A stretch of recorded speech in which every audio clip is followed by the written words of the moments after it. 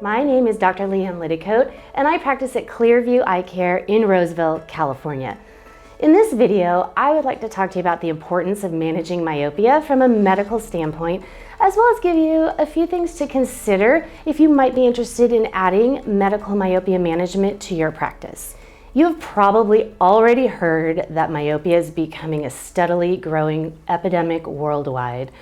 1.5 billion people already have myopia, and it is estimated that by the year 2050, half of the world's population will be myopic. This is devastating because, as you know, myopia is not just a refractive condition. It is actually a disease state with a high rate of vision loss due to associated diseases like retinal detachments, glaucoma, and maculopathy. My goals with myopia control or medical myopia management are 1, to prevent or delay the onset of myopia, 2, to slow the progression of the disease, and 3, to monitor the health of patients with high myopia specifically.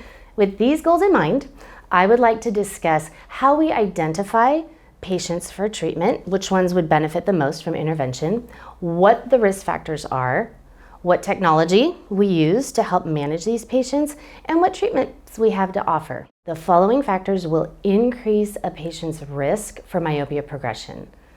1, age and ethnicity. 2, age of onset of myopia being less than 10 years old or less than 0.75 diopters of myopia by age 6. Female gender. Parental myopia with 2 parents being more of a risk than just 1 parent. And patients that routinely spend more than 2 hours a day on screens or less than 2 hours a day outdoors. So I really feel like we should talk about some studies that have been published looking at the progression of myopia during the pandemic compared to pre-pandemic. So one study actually looked at a group of school-age kids pre-pandemic, and they found a rate of progression of myopia over a year's time at about a diopter in 10% of those kids. When they looked at the same age group during the pandemic, and they accounted for the number of kids that progressed in myopia a diopter or more, it turned out to be 47%. So clearly something is going on with how we are environmentally impacting our students, whether it's looking at Chromebooks more or spending less amount of time outside. This is something that there is going to be increasing amounts of research looking at for sure. So for your patients, if they have 2 or more risk factors, I would go ahead and start the conversation about myopia management.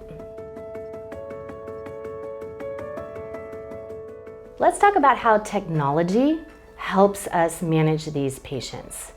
We need objective data for baseline measurements, and we also need objective data to help us monitor progression of myopia over time. In my opinion, the most important piece of technology to have is something that will objectively measure optical biometry, specifically axial length, to help you understand the progression of myopia in your patients. We use the Zeiss IOL Master because of its incredibly repeatable and accurate measurements. When I mentioned to parents that we can measure the length of the eye down to the 100th of a millimeter, they start to understand how serious we are about axial length. So it turns out that axial length is more closely correlated with ocular disease and vision loss than refractive error alone. Next up is topography. Keep in mind, of course, this is critical information to have when doing CRT fitting or ortho-K fitting for contact lenses. What's also very nice is what our topographer gives us objective data on scotopic and photopic pupil size.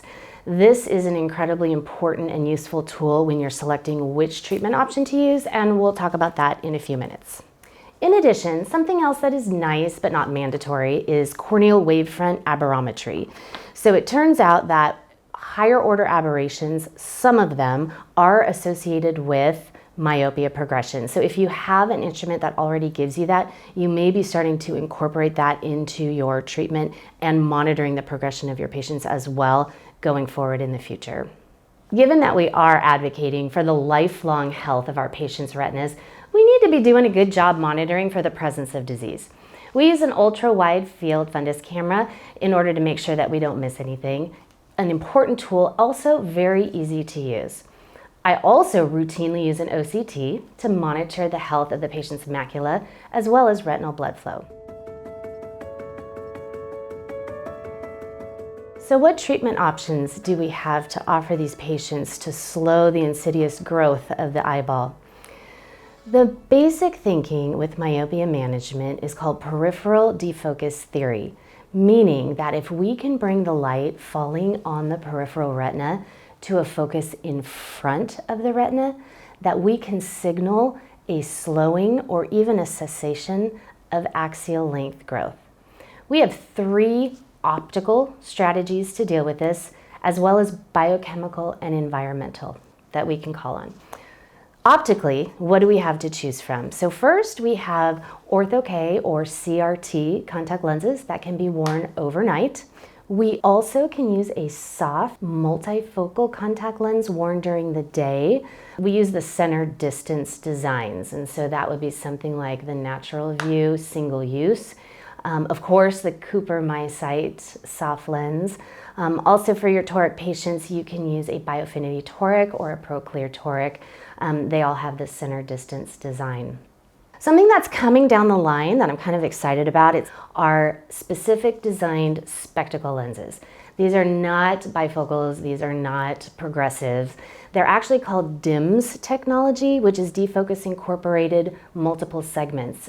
Also, as we further understand how the mechanism of treatment works, we've been looking at exactly how much of the retina needs to be involved with this peripheral defocus. And what the newest thinking is actually looking at is a sort of a dual focus approach where they're actually taking a volume of space in front of the retina and focusing some light there, and then also keeping a fair amount of light focused on the plane of the retina, obviously for clarity. So that is sort of the newer way of thinking, and some of the spectacle lenses incorporate that type of strategy. So from a biochemical approach, we have atropine eye drops. They range in concentration from 0.01% to 0.05%, dosed 1 drop into each eye at bedtime. I have found that it's very, very helpful dosing it that way because it reduces side effects. In terms of understanding how atropine works exactly, ongoing research is working on that to fully determine the mechanism of action. Environmental adjustments can be prescribed as well, and I encourage you to do that. What I'm talking about is literally prescribing that a patient spend an average of 2 hours or more outdoors every day, weather permitting. Also trying to reduce their time on screens, which is a big ask for especially older kids in school, but we're shooting for 2 hours or less. What is interesting is some current studies have shown what might be even more important is actually the working distance. So if you increase the working distance, that is protective in myopia. So my recommendation for my patients is nothing should be closer to your face than 16 inches. That includes books, papers, handheld electronic devices, and if you can push them out to 20 inches or so, even better. I select a treatment approach based on a number of factors, including the patient's age, the patient's current amount of refractive error, their likely compliance. You know your patients, the ones that get a little squirrely, you kind of have to protect them a little bit. Also, depending on their binocular status, depending on their pupil size. Also, really, I take into account the preference of the patient and the parents, of course. For instance, the higher number of risk factors that a patient has, the sooner I will begin treatment, as young as 5 years old. If a patient already requires refractive error, I'm going to think more about the contact lens options for them, depending on their age. If they're really young, I'll probably stick with a single-use disposable contact lens. And as they get a little bit older, we can start to incorporate CRT or ortho-K. Based on their binocularity, if they are esophoric, especially if they're esophoric at near, I will tend to go towards a multifocal contact lens. Same for patients that have an accommodative lag, because those patients are going to benefit potentially a little bit from that added plus in the bifocal at near. If the patient is exophoric at near, I'll definitely stay away from the ad and probably work with atropine.